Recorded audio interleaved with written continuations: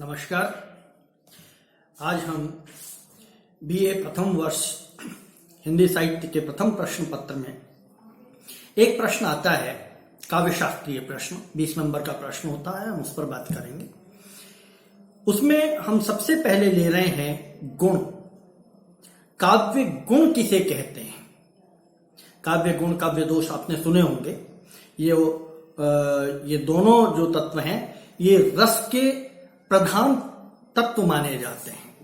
देखिए, रस को काव्य की आत्मा कहा गया है और काव्य की आत्मा के जो दो उपकारक हैं वो उपकारक हैं काव्य गुण और काव्य दोष। गुण की वजह से काव्य में गुणात्मकता बढ़ती है, दोष की वजह से उसमें, जैसा कि नाम से ही जाहिर है, उसमें दोष उत्पन्न हो जाता है।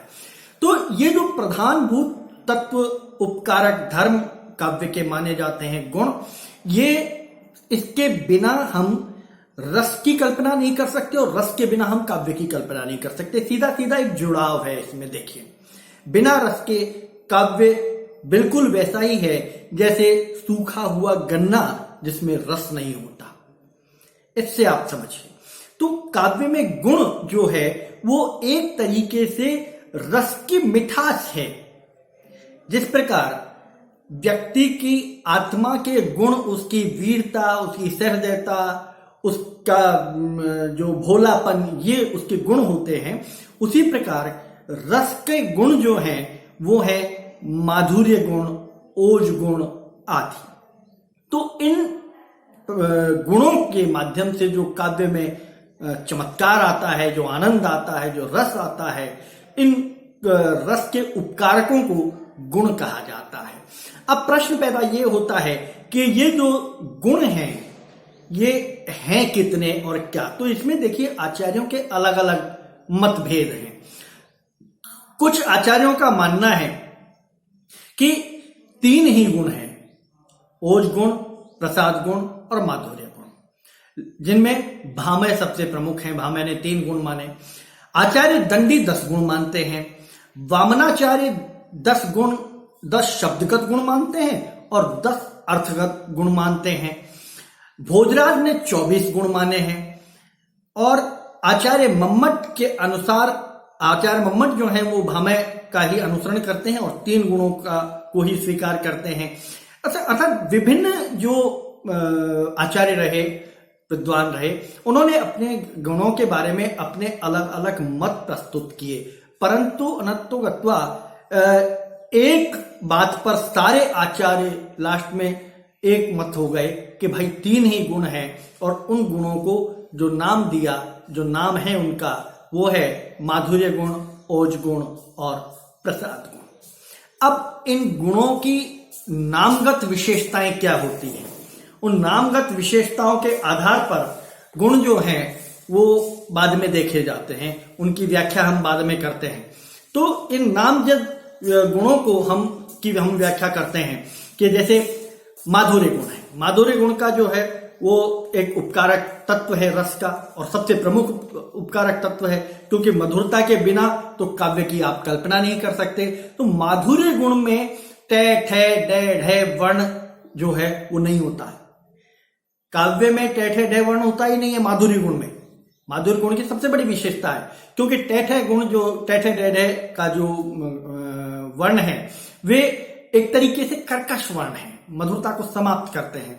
तो ये इस काव्य में नहीं मिलते। समासों का त्याग कर मधुर अभिप्राय वाली रचना इसमें होती है, इनको छोड़कर, इन वर्णों को छोड़कर। अर्थात सहज श्रृंगार, विप्रलंब श्रृंगार, इसमें शांत रस की जिसमें अधिकता होती है, श्रृंगार रस की जिसमें अधिकता होती है, ये माधुर्य गुण के, संयोग श्रृंगार की अधिकता होती है, ये माधुर्य गुण में समाहित होता है। जैसे मंद मंद चढ़ी चैत निसी चंद चारू, मंद मंद चांदनी पथरत लतनते, मंद मंद जमुना तरंगिनी हिलोरे लेती, और मंद मंद मोद मंजू मंजुलिका सुमनते।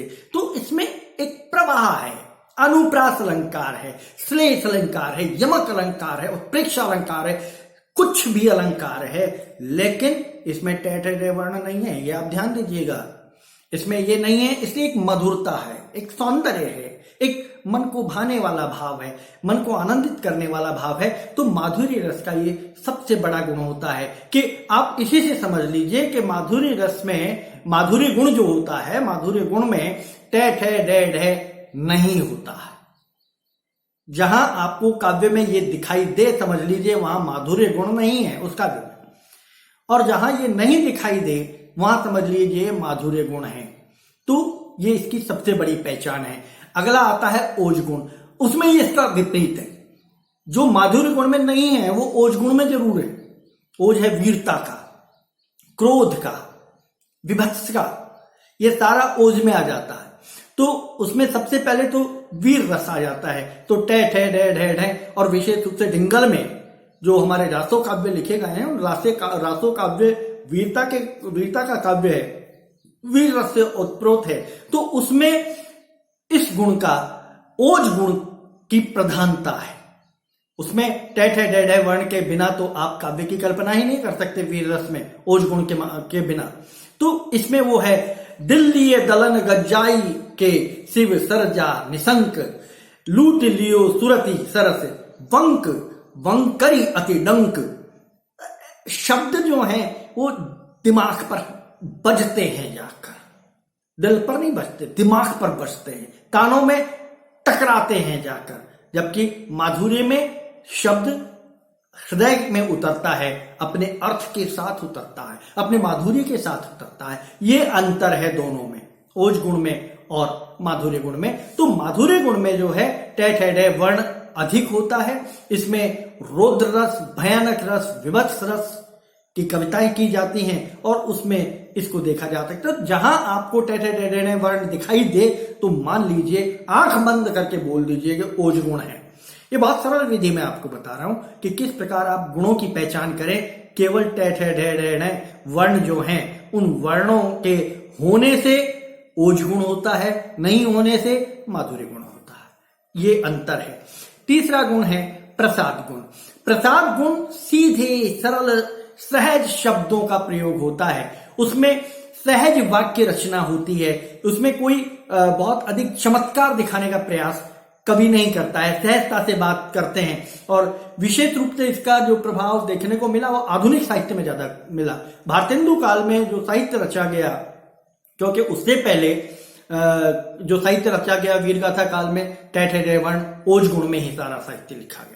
फिर आ गया भक्ति काल और रीति काल, इसमें शांत श्रृंगार रस रहा, तो माधुर्य रस रहा, इसमें माधुर्य गुण रहा, इसमें उसमें ही सारा साहित्य है। आधुनिक काल में आकर जब गद्य का विकास हुआ, जब सहज भाव में कविता कही जाने लगी, तब प्रसाद गुण का जन्म हुआ, या तब जाके प्रसाद गुण पहचान में आने लगा, उसका साहित्य सामने आया। सहज सरलता से अपनी बात इसमें कही जाती है प्रसाद गुण में कि उठो हिंदुओं अपने बल को संभालो, दशा हिंदी भाषा की कुछ देखो भालो, जमाने के धक्कों से इसको बचा लो, सपूती दिखा दो, झटपट उठा लो। अपनी भाषा की जो अधोगति है उसको समझाने का इसमें प्रयास किया गया है, और बहुत सरल भाषा में, सरल भाव में, सरल शब्दों के संयोजन के साथ। तो जहां शब्दों की सरलता और अर्थग्राहिता भी सरल हो, वहां आप आंख मूंद कर प्रसाद गुण को बता सकते हो। तो इस तरह ये तीन गुण, नंबर 1 माधुर्य गुण, जिसमें टे ठे डे ढे वर्ण नहीं होते हैं, उनको निषेध माना जाता है। नंबर 2 ओज गुण, जिसमें टे ठे डे ढे वर्ण ही होते हैं, उनके बिना काव्य की कल्पना नहीं की जा सकती। नंबर 3 प्रसाद गुण, जो सरल सहज शब्दों को के माध्यम से अर्थ की अभिव्यक्ति होती है, जहां प्रयास नहीं करना पड़ता काव्य शास्त्रीय ढंग से खोजबीन करने का, वहां प्रसाद गुण होता है। तो इस ढंग से आप तीनों गुणों को परिभाषा भी दे सकते हैं, तीनों गुणों में अंतर भी स्पष्ट कर सकते हैं। और एक 20 नंबर का प्रश्न है ये, इस तीनों उदाहरण सहित आप इनको याद करके बहुत सरल तरीके से, बहुत आसानी से 20 नंबर के प्रश्न को हल करके उसमें से बहुत अच्छे से आप 16, 17, 18 नंबर तक प्राप्त कर सकते हैं। छोटा है, विस्तार आपको देना है प्रश्न को अपने शब्दों और अपने लेखन की क्षमता के माध्यम से। तो ये एक भाव है, गुण काव्य का, रस का एक प्रधान धर्म है। बिना इस धर्म के रस की आप कल्पना नहीं कर सकते। ओज गुण के बिना वीर रस की कल्पना, भयानक रस की कल्पना, विभत्स रस की कल्पना, रौद्र रस की कल्पना नहीं की जा सकती। माधुरी रस के बिना श्रृंगार और आपके विप्रलंब श्रृंगार, इसकी आप कल्पना नहीं कर सकते। और प्रसाद गुण के बिना आप शांत रस की कल्पना नहीं कर सकते। तो रस का संबंध सीधा सीधा इनसे है। ये रस की आत्मा है, ये गुण नहीं है, ये रस की आत्मा है। इनके बिना जो है, जैसे हमारी आत्मा के बिना हमारा शरीर जो है प्राणहीन हो जाता है, बिल्कुल खत्म हो जाता है, मिट्टी हो जाता है। अगर गुणों को आप काव्य में से निकाल दें तो रस मृत हो जाएगा, और रस काव्य की आत्मा है। और जब आत्मा काव्य से अलग हो जाएगी तो वो काव्य रहेगा ही नहीं, काव्य की कल्पना ही नहीं कर सकते आप। तो इस तरह आप गुणों की तैयारी करें, काव्य गुणों की तैयारी करें। और अगले वीडियो में हम काव्य दोष पर बात करेंगे कि कौन कौन से काव्य दोष हैं जिनसे काव्य दूषित होता है और अपनी गरिमा से नीचे आ जाता है। नमस्कार।